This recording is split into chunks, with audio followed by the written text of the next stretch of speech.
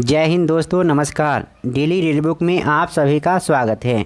आज हम लोग जिस पेपर का अध्ययन करेंगे वह 15 मार्च 2021 को पूछा गया है और यह फर्स्ट शिफ्ट का पेपर है। यह एनटीपीसी सीबीटी 1 का पेपर है। आज का जो पेपर होगा वो 57वें पेपर होगा, यानी इससे पहले हम लोग 96 पेपर का अध्ययन कर चुके हैं। अगर आपने नहीं देखा है तो वीडियो के डिस्क्रिप्शन में प्लेलिस्ट लिंक दिया हुआ है, वहाँ से आप एक एक करके देख सकते हैं। इन सभी पेपर का पीडीएफ डाउनलोड करने के लिए वीडियो के डिस्क्रिप्शन में ही टेलीग्राम लिंक दिया हुआ है, वहाँ से आप सभी पेपर को डाउनलोड कर सकते हैं। अगर इस चैनल पर नए हैं तो सब्सक्राइब कर लीजिए, क्योंकि जिस दिन से हमने इस पेपर को अध्ययन करना स्टार्ट किए हैं उस दिन से लगातार कर रहे हैं, बशर्ते कि जब तक मेरा स्वास्थ्य ठीक रहा लगातार आते रहा है। तो आगे उम्मीद है कि हम लगातार आपके लिए सभी एग्ज़ाम के क्वेश्चन पेपर को आप अपलोड करते रहेंगे। आज कल से एसएससी सीजीएल का पेपर का अध्ययन करना शुरू किए हैं, तो इसलिए आप निश्चिंत रहिए। धीरे धीरे जो भी एग्ज़ाम आगे आएंगे उन सभी पेपर का यहाँ अध्ययन किया जाएगा। तो इसलिए अगर आप चैनल पर नए हैं तो सब्सक्राइब कर लीजिए और आगे आपको फ़ायदा मिलता रहेगा। तो चलिए आज का पहला प्रश्न स्टार्ट करते हैं और इस वीडियो में हम लोग जनरल अवेयरनेस के प्रश्नों को देखेंगे। पहला प्रश्न है, हल्दी घाटी का युद्ध कब लड़ा गया था? तो इसका आंसर होगा 1576 ईस्वी में। हल्दी घाटी का युद्ध 1576 ईस्वी में लड़ा गया था अकबर और महाराणा प्रताप के बीच, जिसमें अकबर की विजय हुई थी। अगला प्रश्न है, डैश आंदोलन को अगस्त क्रांति के रूप में भी जाना जाता है? तो इसका आंसर होगा भारत छोड़ो आंदोलन। भारत छोड़ो आंदोलन को अगस्त क्रांति के रूप में भी जाना जाता है, क्योंकि 9 अगस्त 1942 को भारत छोड़ो आंदोलन हुआ था और इसी आंदोलन में महात्मा गांधी ने करो या मरो का नारा दिए थे। अगला प्रश्न है, राष्ट्रीय पर्यावरण अभियांत्रिकी अनुसंधान संस्थान कहाँ स्थित है? यानी नीरी कहाँ स्थित है? तो नागपुर में। राष्ट्रीय पर्यावरण अभियांत्रिकी अनुसंधान संस्थान नागपुर में स्थित है। अगला प्रश्न है, 15 अगस्त का जो संबंध स्वतंत्रता से है उसी प्रकार 26 जनवरी का संबंध होगा संविधान से, यानी इस दिन संविधान लागू हुआ था। अगला प्रश्न है, x band synthetic aperture radar का उपयोग किस उपग्रह में किया गया है? तो इसका आंसर होगा रिसेट 2B में। अगला प्रश्न है, 2024 के ओलंपिक खेलों का आयोजन कहाँ किया जाएगा? तो इसका आंसर होगा पेरिस में। 2024 के ओलंपिक खेलों का आयोजन पेरिस में किया जाएगा। अगला प्रश्न है, निम्नलिखित में से भारत में कौन सा जीएसटी रेट स्लैब नहीं है? तो इसका आंसर होगा 10%। अगला प्रश्न है, भारतीय संविधान के किस अनुच्छेद में संसद के विश्रांति काल के दौरान राष्ट्रपति को अध्यादेश लाने की शक्ति प्रदान की गई है? तो इसका आंसर होगा अनुच्छेद 123। महाभारत का मूल नाम क्या है? तो इसका आंसर होगा जय संहिता। महाभारत का मूल नाम जय संहिता था और पिछले पेपर में पूछा गया था कि महाभारत की रचना किसने किया था? तो महर्षि वेद व्यास जी ने किए थे। अगला प्रश्न है, डैश 2019 में दुनिया में यूरेनियम का सबसे बड़ा उत्पादक था? तो इसका आंसर होगा कजाकिस्तान। कजाकिस्तान यूरेनियम का सबसे बड़ा उत्पादक देश है। अगला प्रश्न है, निम्नलिखित में से कौन सा विकल्प सही ढंग से सुमेलित नहीं है? तो इसका आंसर होगा जबलपुर झेलम नदी, ये गलत है। जबकि उज्जैन क्षिप्रा नदी के किनारे है, सूरत ताप्ती नदी के किनारे है, लखनऊ गोमती नदी के किनारे है।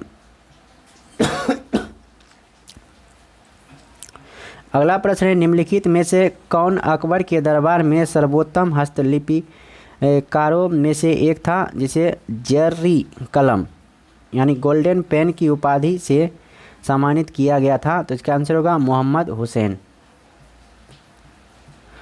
अगला प्रश्न है,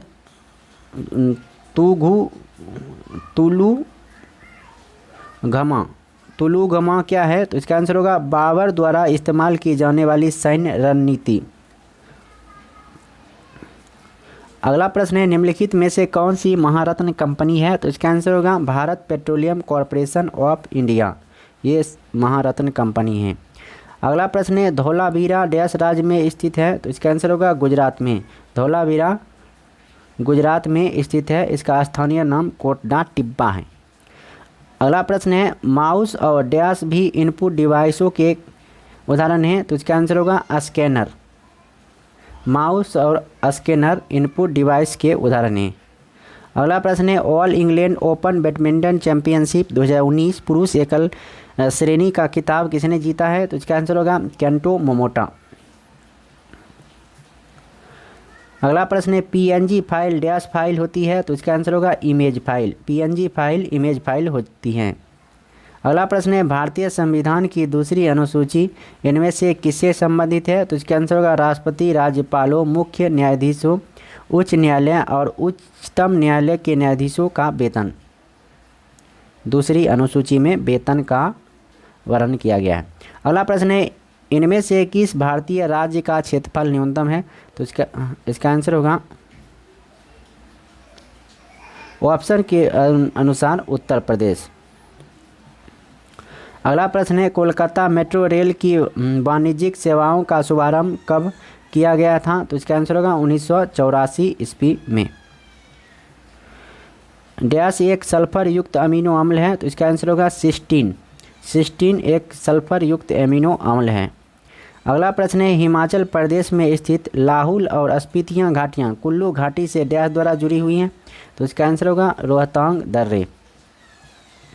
अगला प्रश्न है जीव के वैज्ञानिक नामकरण या नामकरण की उस प्रणाली जिसका हम आज उपयोग करते हैं की खोज इनमें से किस वैज्ञानिक द्वारा की गई थी, तो इसका आंसर होगा कैरोलस लीनियस। अगला प्रश्न है 10 नीबल्स डैश बिट के बराबर होता है, तो इसका आंसर होगा 40 बिट। 10 नीबल्स 40 बिट के बराबर होते हैं। एक सुक्रोज अणु में डैश कार्बन परमाणु होते हैं, तो इसका आंसर होगा 12 कार्बन परमाणु। एक सुक्रोज अणु में 12 कार्बन परमाणु होते हैं। अगला प्रश्न है भारतीय राष्ट्रीय राजमार्ग प्राधिकरण की स्थापना किस वर्ष की गई थी, तो इसका आंसर होगा 1988 ईस्वी में। भारतीय राष्ट्रीय राजमार्ग प्राधिकरण की स्थापना 1988 ईस्वी में की गई थी।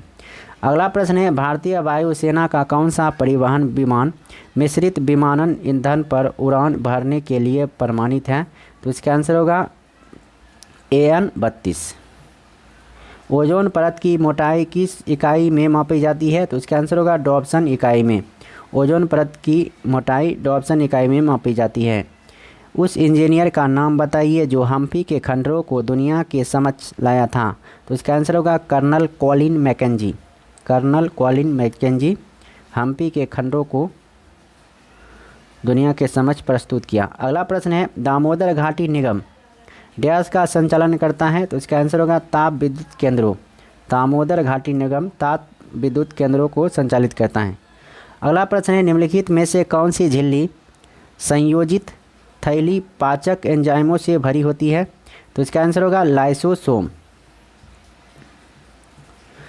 अगला प्रश्न है रामसर सम्मेलन का विषय क्या है, तो इसका आंसर होगा आर्द्र भूमियों का संरक्षण। रामसर सम्मेलन का विषय है आर्द्र भूमियों का संरक्षण।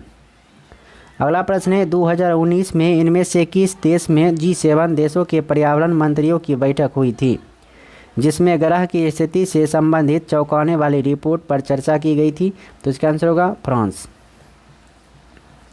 अगला प्रश्न है म्यूजिक का जो संबंध कॉन्सर्ट से है उसी प्रकार एक्टिंग का संबंध थिएटर से होगा। अगला प्रश्न है भारतीय संविधान के अनुच्छेद 17 में इनमें से किस पर जोर दिया गया है, तो इसका आंसर होगा अस्पृश्यता की प्रथा के उन्मूलन पर। अस्पृश्यता का आर्टिकल 17 में है। इनमें से किस तत्व का घनत्व अधिकतम होता है, तो इसका आंसर होगा ओस्मियम। ओस्मियम तत्व का घनत्व अधिकतम होता है। अगला प्रश्न है मोहम्मद यूनुस को उनके डैश के क्षेत्र में अग्रणी योगदान के लिए नोबेल शांति पुरस्कार से सम्मानित किया गया, तो इसका आंसर होगा माइक्रो फाइनेंस। अगला प्रश्न है गाय, बकरी, खरगोश, बिल्ली में असंगत को चयन करना है, तो इसका आंसर होगा बिल्ली। ये क्वेश्चन रिपीट हुआ है, पिछले भी सेट में था। अगला प्रश्न है इनमें से किस भारतीय राज्य की सीमाएं चीन, नेपाल और भूटान से जुड़ी हैं, तो इसका आंसर होगा सिक्किम। सिक्किम की सीमाएं चीन, नेपाल और भूटान से जुड़ी हुई हैं। अगला प्रश्न है कोबाल्ट किस विटामिन में पाया जाता है? तो इसका आंसर होगा विटामिन B12 में। कोबाल्ट विटामिन B12 में पाया जाता है। अगला प्रश्न है डुरंड कप किस खेल से संबंधित है? तो इसका आंसर होगा फुटबॉल से। डुरंड कप फुटबॉल से संबंधित है। अगला प्रश्न है काठमांडू, थिम्पू, ढाका, कराची में से असंगत को चुनना है। तो इसका आंसर होगा कराची। अगला प्रश्न है बिस्तर तकिया बिस्तर का जो संबंध तकिया से है उसी प्रकार सोफा का संबंध गद्दी से होगा। तो इस वीडियो में इतना ही। अब फिर मिलते हैं नेक्स्ट वीडियो में। तब तक के लिए नमस्कार, जय हिंद, जय भारत।